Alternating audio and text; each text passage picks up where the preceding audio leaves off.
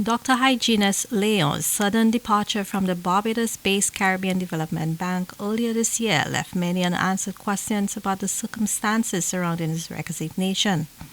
After being placed on administrative leave in January by the bank, Dr. Leo later in April submitted his resignation with immediate effect from the regional financial institution. Prime Minister Philip J. Pierre, reacting to the news back in April, blamed a conspiracy for his removal. At Tuesday's sitting of Parliament, the Prime Minister brought up the matter again, expressing his displeasure at how the St. Lucian economist was treated by the bank. Never again,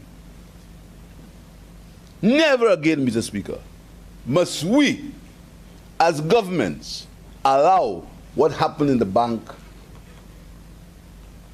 last year or earlier this year. Never again, Mr. Speaker. I wouldn't go into, I've had my piece on that, Mr. Speaker. I will not say anything more on that matter. But it was a shame, Mr. Speaker. It was a shame.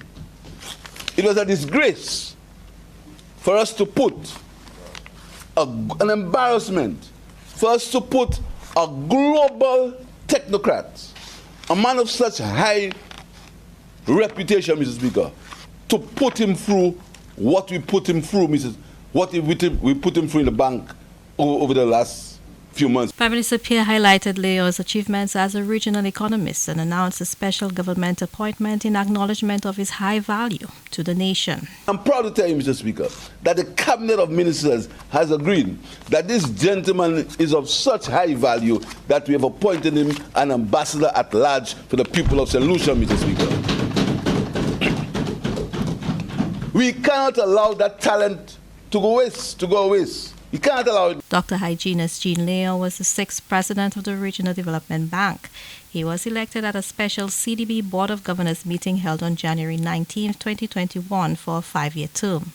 In July, the CDB, in a 4-page statement, confirmed that Dr. Leo had ceased to hold the office of the bank's president.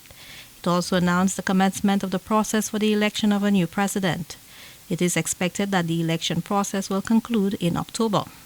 Prime Minister Pierre has strongly expressed hope that no other president would have to suffer a similar fate as Leo. St. Lucia will continue to work with the bank, but St. Lucia hopes that measures are put in place that will never allow that to happen again, never. And we say so without fear.